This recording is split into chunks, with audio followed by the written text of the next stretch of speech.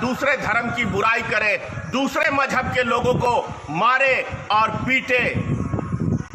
अभी जो गाजियाबाद में एक दृश्य देखने को मिला, 72 साल के एक बुजुर्ग को, जो जाति से मुसलमान वर्ग से है, उस बूढ़े की पिटाई की 3 लड़कों ने और उसकी दाढ़ी काट दी गई। तो मैं ये कहना चाह रहा हूं, कौन से सनातनी धर्म के लोग इस तरह की हरकत कर सकते हैं? सनातनी धर्म का मतलब सीख लो। हम शरण देते हैं, दूसरों को जीवन देते हैं, दूसरों की जीवन की रक्षा करते हैं, वो है सनातनी धर्म का मतलब। हम दूसरे के धर्म को अपमानित करें, दूसरे धर्म के लोगों को प्रताड़ित करें, उनके साथ अत्याचार करें, ये हमारा धर्म और ये मजहब हमारा क्या, किसी का भी मजहब ये नहीं सिखाता है। तो जो भी चीज हुआ वो बहुत ही शर्मनाक है। और यदि इस देश के अंदर कोई आतंकवादी का काम करता है तो इस देश के अंदर अभी गोदी मीडिया और जो 8-10 चैनल, प्रमुख नेशनल चैनल हैं, जो मुकेश अंबानी के हैं, और भी जैसे जी न्यूज हो गया, न्यूज 18 हो गया, रिपब्लिक भारत हो गया, ये सब सिर्फ इस देश में, सुदर्शन न्यूज हो गया, ये न्यूज चैनल सिर्फ और सिर्फ इस देश में नफरत फैलाने का काम करते हैं। और जितनी भी इस देश के अंदर हिंसा, तनाव माहौल पैदा किया जाता है, एक पार्टी के लिए काम करने का जो काम करते हैं ये न्यूज चैनल, उसके लिए आज आप देख लीजिए समूचे देश का हालात क्या है। लेकिन ये न्यूज चैनल का काम क्या है? न्यूज चैनल का काम है देश की जनता को सच बताना।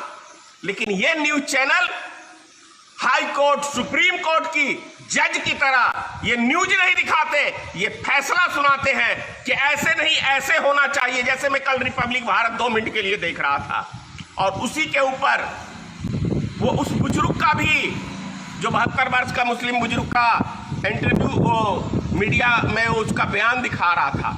लेकिन उस न्यूज चैनल ने 1 सेकंड नहीं लगा, उस बुजुर्ग को झूठा बता दिया।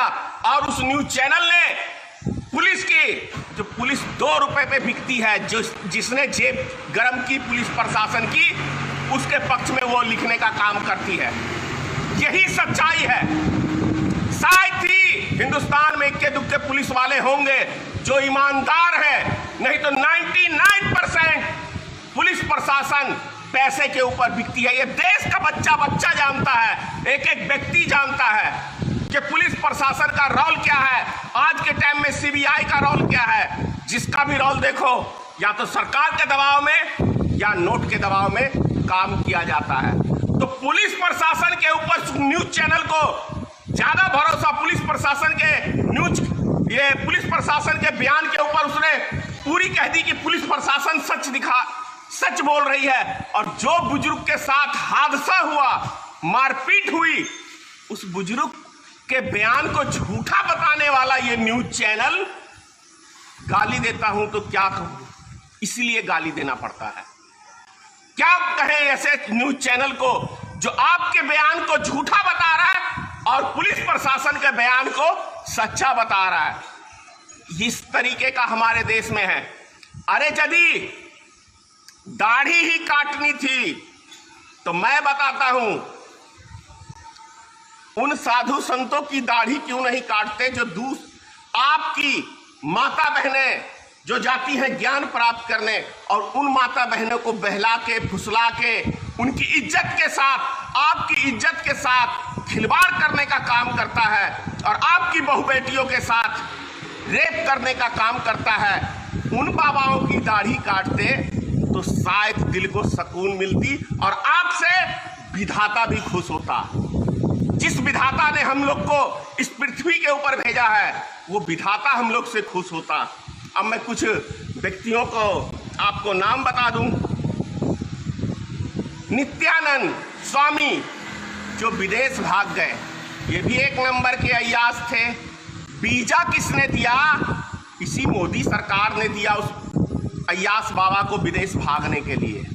ये ईमानदार सरकार है, चौकीदारी कर रही है देश की। कैसी चौकीदारी कर रही है जो वीजा दे दे के दूसरों को भगा रही है, देश के भगोड़ों को। ज्योतिनंद गिरी, ये भी एक नंबर के अय्याश बाबा। इनकी दाढ़ी पकड़ के क्यों नहीं इनको पीटा गया?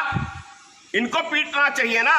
रामपाल जो भी जेल में फिर बाहर आ गए, इन सबको जूते से मार के समाज में क्यों नहीं घुमाया गया भाई?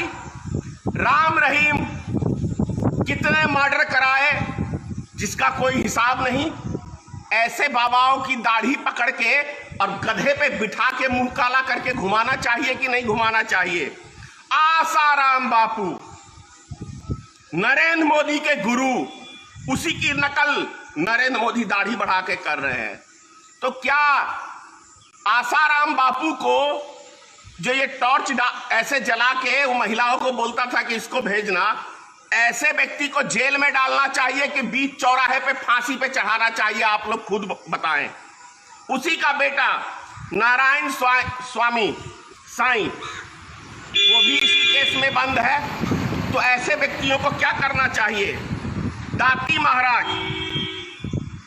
शनिदेव जी के भक्त, राजस्थान में एक मंदिर में, इसके ऊपर भी इसी चीज का, सेक्स का ही आरोप लगा है। क्या करना चाहिए?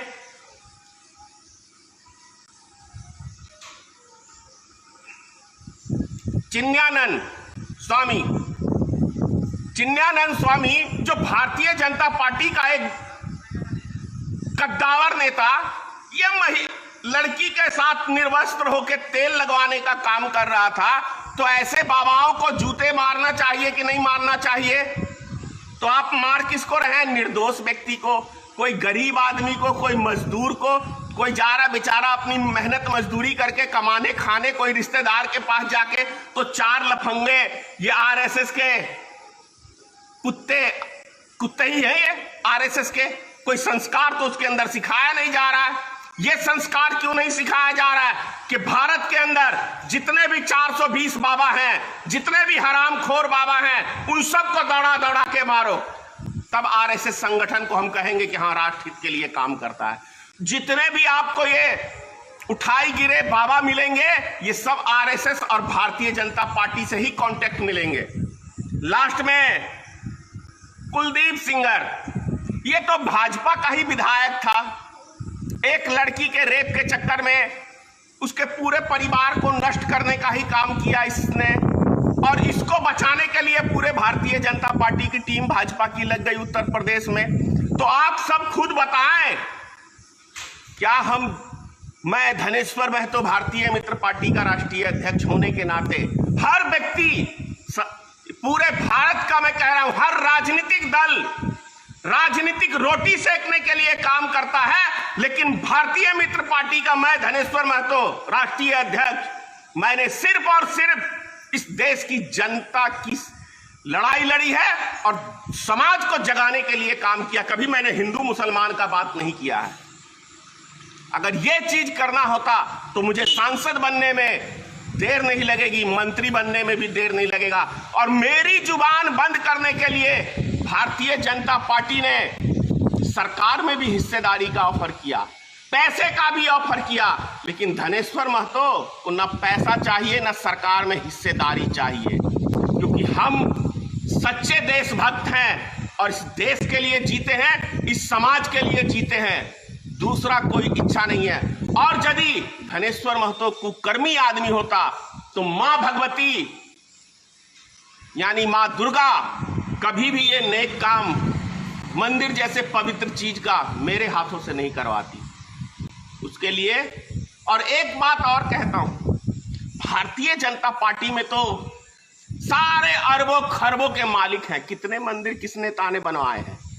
एक का नाम बताओगे भक्तों? जो भारतीय जनता पार्टी की आरएसएस की भक्ति करते हैं, संघ की भक्ति करते हैं, मैं उनसे पूछना चाहता हूं, बोलो हिंदू के ठेकेदारों, कितने मंदिर, कितने का योगदान? अभी कल मैंने राम मंदिर के विषय में बोला, इसीलिए मजबूर होके इस मंदिर से आज का वीडियो में बना रहा हूँ कि धनेश्वर महतो को मंदिर से क्यों चिढ़ है। मुझे मंदिर से और मस्जिद से, गिरजाघर, किसी गुरुद्वारे, किसी चीज से चिढ़ नहीं है। चिढ़ है तो जो धर्म की आड़ में अय्यासी करते हैं, राजनीतिक करते हैं, उससे मुझे चिढ़ है, उससे मुझे घृणा है। जो हिंदू समाज के धर्म को बदनाम करने का काम करते हैं, मुझे उससे चिढ़ है, क्योंकि सनातनी धर्म में पैदा हुआ हूं और सनातनी धर्म का ज्यादा नहीं तो थोड़ा बहुत तो ज्ञान जरूर रखता हूं।